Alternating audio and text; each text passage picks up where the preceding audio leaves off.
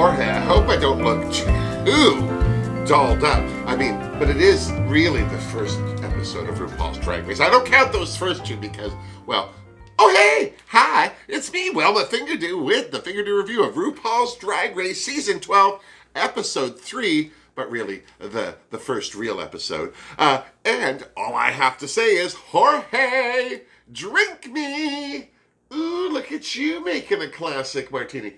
Is it because you've run out of garnish? You spoiled me 2 weeks in a row? No? It's just a gin martini? All right. Ginny. All right, so let's get to it. Well, we started this episode off where we left off in the last one, which was the girls having a stare down in the OK Drag Race Corral. The Group 1 entered, Group 2 was there looking extra special because they had time to reapply.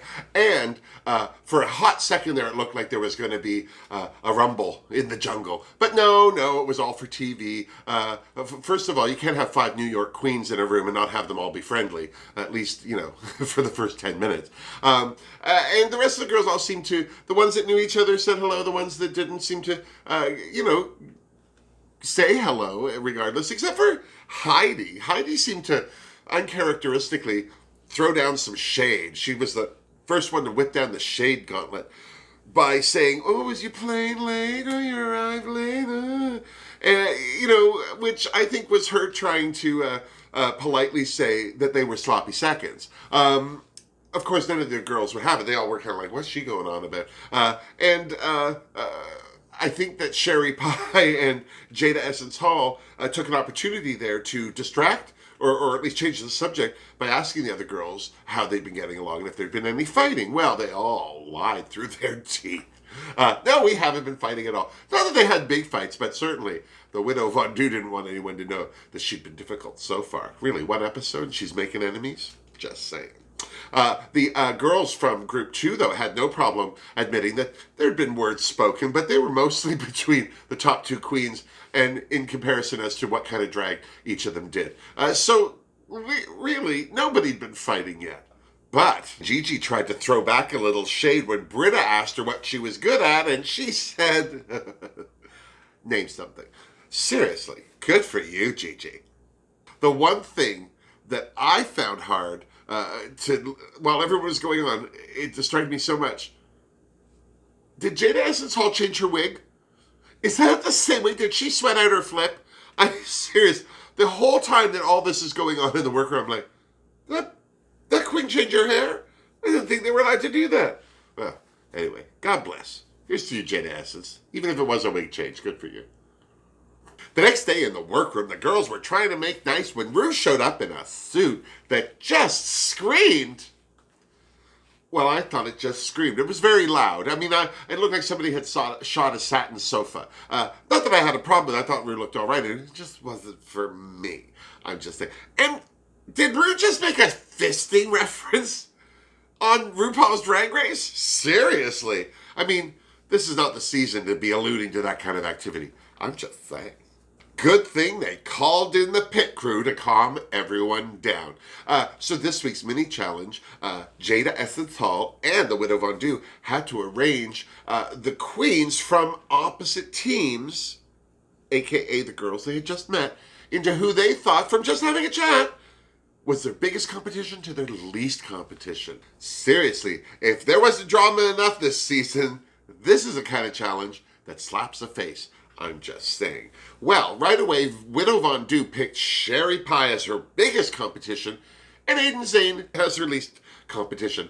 Much to the, well, I think expectance of Aiden. Aiden is expecting all these girls to underestimate her and to think that she's got nothing to bring to the table. And I have to say, I think that Aiden's bringing more to the table than I was expecting, but still, this is a queen that's not really tested a lot of waters and they're having a lot of firsts. So I just hope she doesn't let false confidence ease her into a sense of calm unnecessarily. This eases me into a false sense of calm.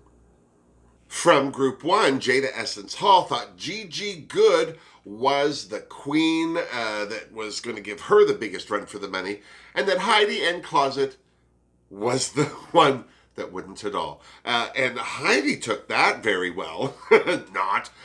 Seriously. I think that the best thing about being picked at the bottom for Heidi was it seemed to light a fire under her butt this week and really got her off of that pity party sad horse ride that she was on. Just me? I'm the only one to notice that? And then it was time for Ru to introduce the main challenge because now they had 4 team leaders. Who were the team leaders? Well, the winners from the first 2 episodes, Jada Essence Hall and the Widow Von Du, and the queens that each of them picked as their least competition. So Aiden Zane and Heidi in Closet. 4 team leaders. What were they doing? Well, they were going to pick the girls to be on their team for an improv challenge. The world's worst. As a group, they had to audition for a show like America's Got Talent, X Factor, something like that, and go in and be the worst at whatever it is they were going to audition as. I really was excited by the teams. I'm so serious. Aiden was no fool and picked right away Sherry Pie and Britta because they're big personality queens. But the hard thing when a situation like that arises is the lower personality queen, or even if the other person's a big personality but not as big as the 2 others, tends to get eclipsed. So I think on one level, Aiden was smart, but may have shot herself in the foot. Seriously. Heidi was no fool either. She picked Gigi Good and she picked Jackie Cox because you can't deny that this is a queen who is polished, poised, and ready to compete. But again, Heidi, not so high energy. At least we haven't seen it from her so far. She's been very low-key, la-di-da-di-da. She could get eclipsed from these girls as well. Seriously. The Widow Von Du picked an interesting group. She picked Nikki Doll and Crystal Method. A look queen and a look queen. And on one level, I thought it was a good group because they were all different. There was a different personality there. Certainly, the only person that Nikki and Crystal had to worry about being eclipsed by was the Widow Von Du. But Nikki and Crystal, tiny, skinny little drag queens, very quiet and demure, regardless of how they paint their faces. I don't see this going well for them either, just saying. And of course, that leaves Jada Essence Hall, and she picked Jan and Dahlia Sin. And I have to say, as big a personality as Jan is, and Jada Essence Hall has a great performing presence. Dahlia, oh, bless her. She's a look queen who has done nothing but look so far this year. So for me, I'm just a titchy touch worried that this is not going to go well for Dahlia Sin. I'm just saying. Of course, this left Rock'em Sakura without a team at all, but she got to pick whatever team she wanted to be on. So in a way, this could have screwed over people that purposefully didn't pick Rock'em, but she got to pick whatever team she wanted, so hopefully she was smart and picked a team that she would do well on. She didn't, but hope springs eternal. So the queens got right down to work. Aiden clearly had something to prove, which was evident with how the Widow Von Du felt after their rehearsal. But what I have to say is I felt that the Widow and Sherry both, by stopping Aiden and correcting her, were doing the exact opposite of what improv is.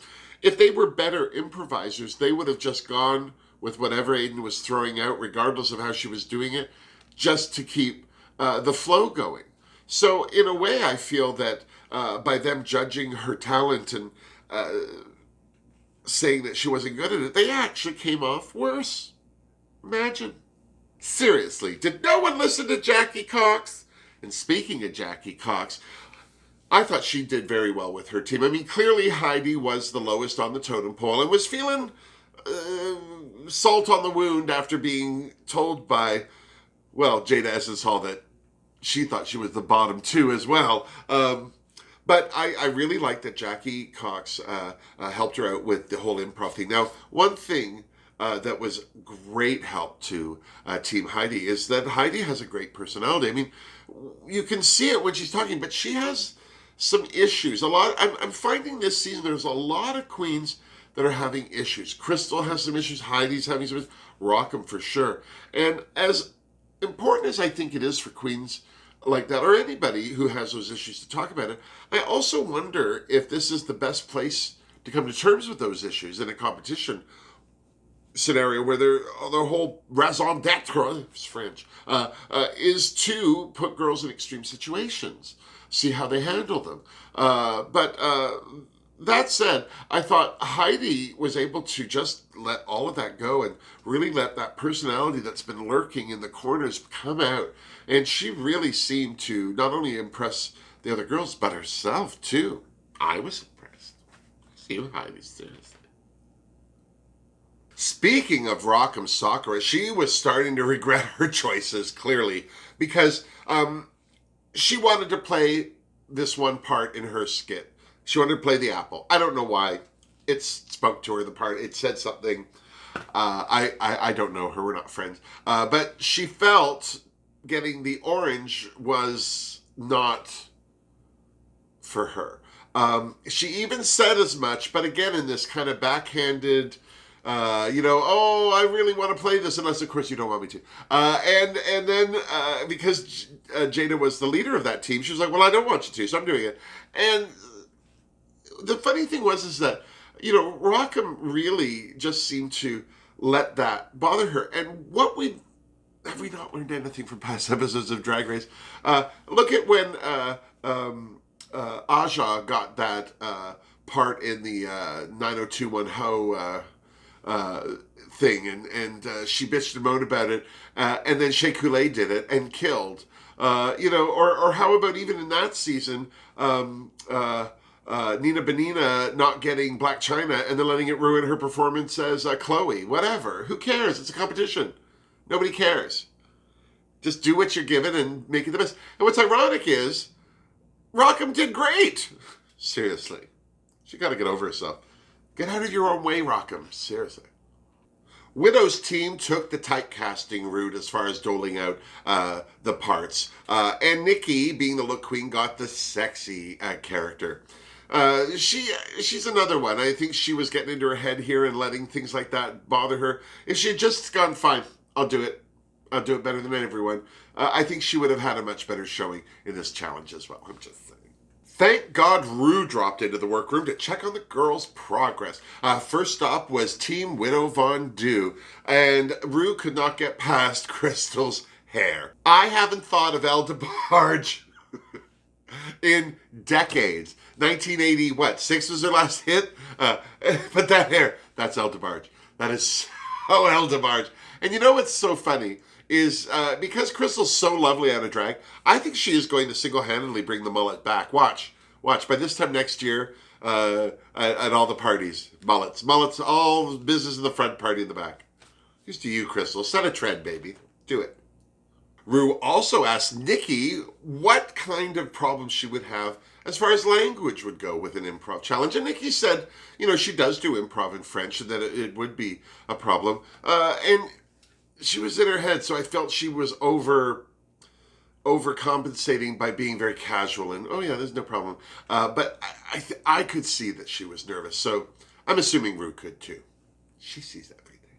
Ru's visit with Team Heidi was mostly about Heidi's name and why it sucks so hard. And I think she makes a good point. Heidi and Closet, because Heidi, and you change the voice and the mouth and you have to stop it. It's awkward. But, as I've said before, her real name is Heidi Nina Closet. So Nina, and that makes a little more sense. To me anyway. But I love that Ru's giving her all these new names like Heidi Lou and Heidi Ho and I don't know. Heidi in the Bushes. See, Heidi in the Bushes works. She should call me. Over on Team Jada, Ru was very interested to find out why Rock'em picked that team. And she said that these girls helped boost her confidence, that she had some confidence issues, and these girls were good at helping her get her motor going so that she could take it from there. I don't know. It still sounds to me like that Rock'em shouldn't be there, that she's too... she's just not confident enough for all this. She's too insecure. But at the same time, I'm starting to wonder now if she's fishing for compliments, if she's one of those people. Either way, I hope that's not the case for Rock'em. Because she's doing good. You're doing good, girl. Calm yourself. Focus. And then it was time for the main challenge. And there was Carson Kressley interviewing the girls before they went in to perform. Up first was Team Heidi, and they set the bar very high. Heidi, first of all, was a surprise to everyone. She was in character right from the word go. She had that flipper in her mouth. She kept spitting it out. It was very funny. Jackie Cox and Gigi Goode did very well as well. But because Gigi was dead for most of the scene, she didn't do as much. Not to say she didn't do it well, but still, she wasn't the focus. And then Jackie Cox was the other one, but because she spent a lot of her time animating Gigi, Heidi seemed to be the one that was a little more freer to do whatever she wanted, and she did a beautiful job. So here's the team Heidi, clearly. No one there's at the bottom, I'm just saying. Team Widow Von Du were Squirrel Scouts, and I don't think that the Widow Von Du did badly, but it wasn't a good team. And because Widow was playing a drunk character, she also came off sloppy for the scene, and the other girls weren't kind of meeting her on an energy level. So, unfortunately for that team, I mean, God bless, just saying, because they're going to need it.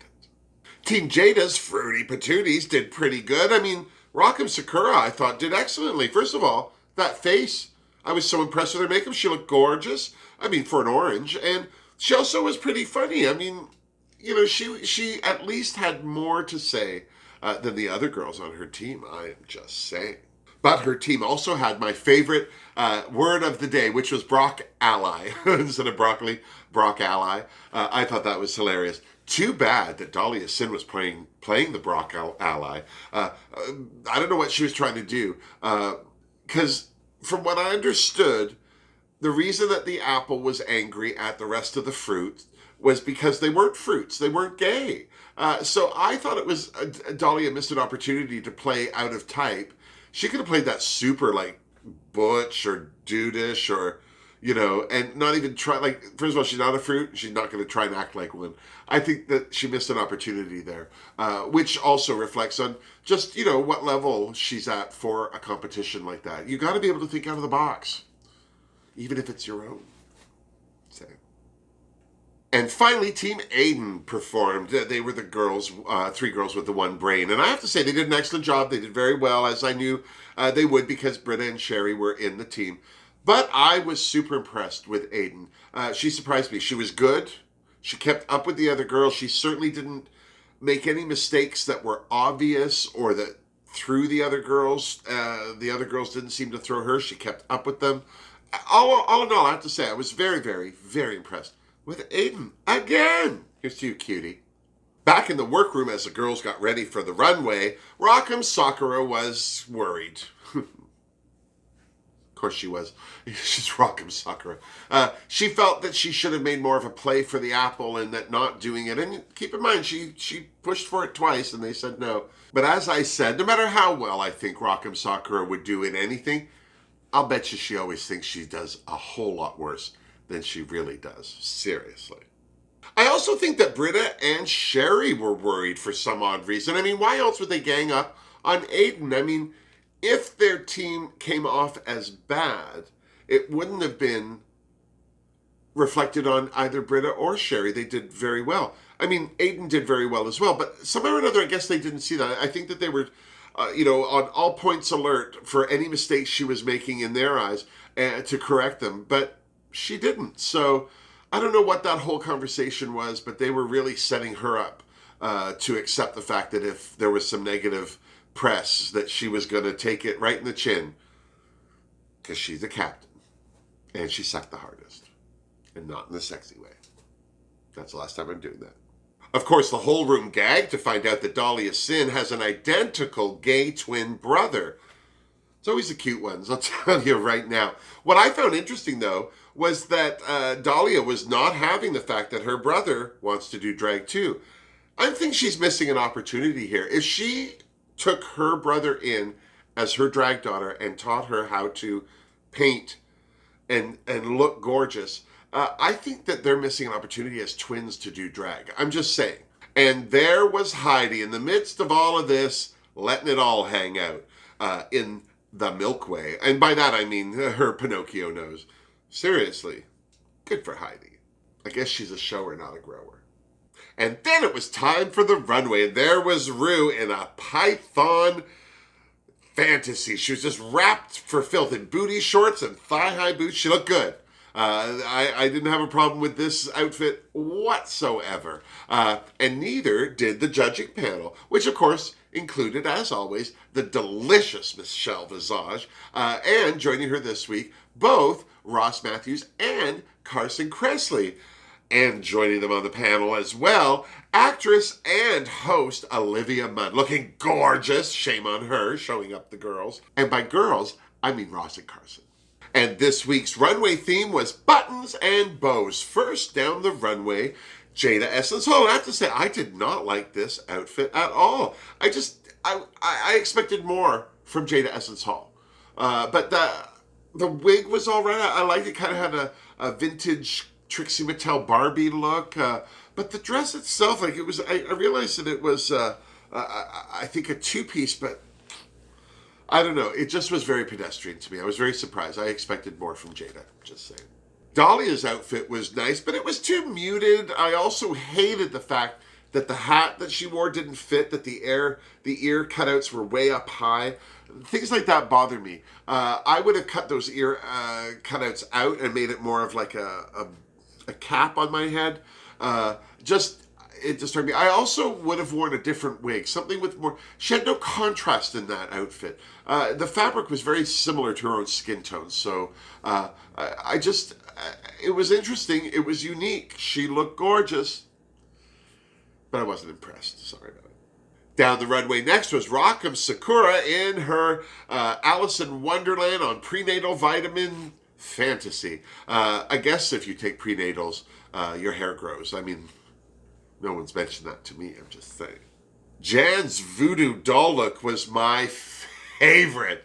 It was so unique. The fact that she came out with a mask, tore that off, and it was that long dress and then tore that off, and the whole thing, like open seams, it was so clever, so unique. She looked gorgeous. The other thing I liked about her in that outfit, I wouldn't have known that was her. That could have been anybody. And she hadn't really done that much to her face. It was just such an unexpected look for our Miss Jan. Good for you, Jan. That's how you hit a runway, baby. Heidi and Closet's Pinocchio fantasy was cute. I liked the bow, I liked the nose, I liked the whole thing. What I didn't understand was the butt flap. I mean, I get it was buttoned and she let it down. I don't know. I mean, cute, whatever. I certainly remembered it. Gigi Good had another one of my favorite looks this week. It was a very simple jacket and skirt ensemble with shoes, hat, glasses. Was there a hat? There was a purse. All covered in orange buttons that matched the orange wig she had on. And I am impressed. I mean, this outfit was slick. It fit her like a glove. It looked like it was painted on her. And by the weight of it, it looked like it was giving her a challenge to stand upright. But regardless, it was a killer look and certainly worthy of a buttons and bows challenge. Because if you're not going to put bows on an outfit for a buttons and bows challenge, then kill it with buttons, which she did. Jackie Cox, yes, I remember my Canadian flag. Jackie Cox went down the runway in a Pearlie's inspired outfit. Now, I didn't see that as a Pearlie's outfit. I mean, the silhouette was Pearlie's, and once she said Pearlie's, I got it. But I'm used to Pearlie's being pearl buttons on black clothing in a pattern. It shows the pattern more. If you remember, Crystal on UK Drag Race was the Pearly Queen. If you look at the Mary Poppins cartoon, the Pearlies in that, in the carousel scene, they're in black and white too. So I'm used to a black and white silhouette. Now, I'm not saying that she looked bad, but because it was so garish and so bright, I just didn't like it. It wasn't. It's the first time that my little Canadian Persian queen let me down. I'm just saying. I mean, I didn't hate it. I wasn't going to turn off the TV. Meh. Widow Von Du chose to scare a very large portion of the population by dressing like a clown. I'm not afraid of clowns, but there are a lot of people that are. And I have to say, I wasn't a big fan of this clown look either. That one eyebrow thing that went across her face just scared the crap out of me. And speaking of crap, I hated the colors of that clown outfit. They were very muted, like a lot of browns and like pinks that weren't bright. It just wasn't my favorite look. She didn't look bad, but she didn't look good. Say. Crystal's pink satin, whatever the hell you want to call that, was a letdown as well. I didn't like that outfit. It didn't fit her. I mean, it was cute. She looked okay in it. But that was not a runway outfit. Shame on Crystal, I'm just saying. Nikki had my third favorite look of the week. Her Cinderella-inspired deconstruction of the construction of a ball gown was just brilliant. It was inspired. It was well executed. And the second ass play joke from RuPaul, alluding to the little mice on Nikki's costume as being gerbils and what they're only good for. I don't know what's going on there, Ru, but I'm shocked. I need a cocktail. Seriously, shocking. Aiden's buttons and bows was too similar to other looks she's had down that runway. I'm sick of that little tight wig. I'm sick of her covering the little tight wig in either a hat or all those buttons and bows. And then to wear like an oversized 80s sweatshirt with just some buttons and bows up here. I went to school with girls who wore that sweatshirt. Okay, I was the girl in high school that wore that sweatshirt. But the point is, she needs to... I get it. I get that she has not been challenged on a wardrobe front from where she does drag, but she has to be looking at her wardrobe and looking at what everyone else has and realizing that it's not up to snuff. Shouldn't she? Britta's pink satin extravaganza was just that, an extravaganza. Talk about gilding the lily. There was nowhere for your eyes to land. It was like she had this great suit and then covered it in bows. Even the skirt with the break with the buttons and then the buttons hanging, it was just too much. I wasn't impressed with that outfit, which is too bad because I really like Britta, I'm just saying. Last down the runway was Sherry Pie, and this was, I hate to tell you, my other favorite, fourth. I can't believe there were 4 excellent looks going down that runway this week. And this one was right there with the other 3. It was creepy. And I'm just going to say it because it's the elephant in the room. It was an unfortunate costume choice in light of what's happened.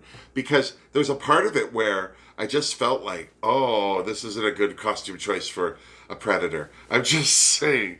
We're going to probably have a few more moments like that in the rest of season 12, bless us all, but that was the first one. It was like a Band-Aid coming off, wasn't it? Oh, just terrifying.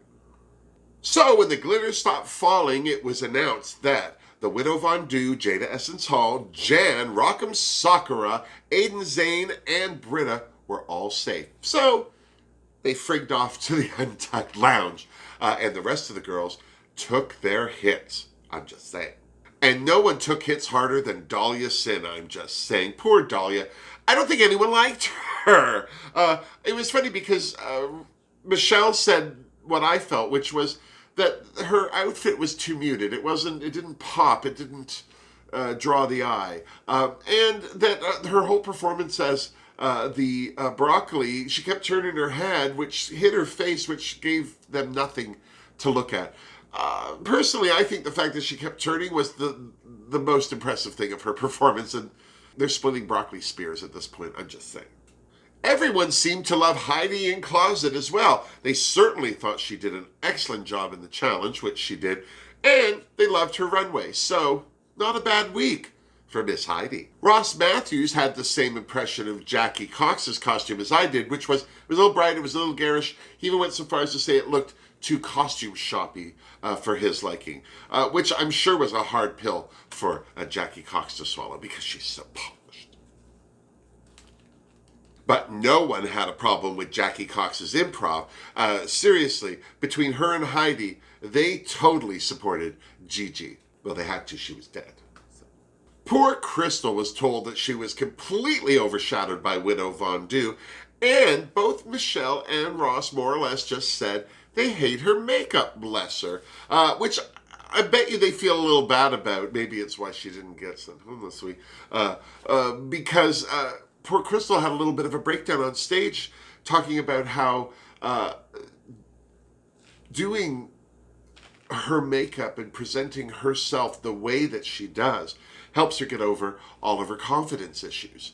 Now, right away, somebody tells me they have confidence issues. I'm not judging the issues or why they have them or the challenge, but when you're looking for somebody to win a contest where one of the things they need to have is confidence, it makes me wonder really how seriously far in this competition they think they can go. But I have to say, I'm with Rue. I see something in that Crystal. I hope she can get over some of her issues with the help of all those girls. Just saying. Nikki and her Wiginator were a huge hit on the runway for everyone, but all the judges also agreed that she kind of disappeared in the challenge. Maybe it was a language thing, maybe it was a shy thing, maybe she's just not that good an actress. It just wasn't her week. And of course, everyone loved Sherry Pie. Even when she wasn't saying anything in the challenge, they said they couldn't stop looking at her. She was so funny. And that runway was excellent. Creepy, weird, and excellent. So when all the girls came back to the runway, it was no surprise that this week's winner was Sherry Pie. But the girls in the bottom, this was a huge surprise. It was Dahlia Sin and Nikki Doll. Now, both of their runways were excellent. Both of their performances were not great. I think Nikki did a better job than Dahlia, but I don't think that Dahlia did a worse job than Crystal. Plus, her runway was better than Crystal's. Even though Dahlia's outfit could have been a better color, it was still much more interesting to look at. But we're splitting hairs here because, like it or not, it was down to Nikki and Dahlia. And I have to say, I was very impressed with Nikki. I've seen her perform. I haven't seen any video of Dahlia. I've seen a couple of these, nothing great. And this is in keeping with what I've seen. Dahlia did a great job. She's a beautiful girl, but she knows it, and she's beautiful. She didn't really reinvent the wheel. She didn't do anything fabulous. Now, neither did Nikki Doll. Nikki Doll didn't do any death drops or spins, but there was just a little more sparkle in her. And the other thing that I really noticed during this lip sync was that Dahlia Sin seemed to know exactly where the camera was at all times. She never had her eye off that camera when she was lip syncing, where Nikki looked at the judges more. And I felt because she made more of a connection with the judges, that gave her an edge over Dahlia. Plus, I have to say, Dahlia's lip sync was not perfect, bless her.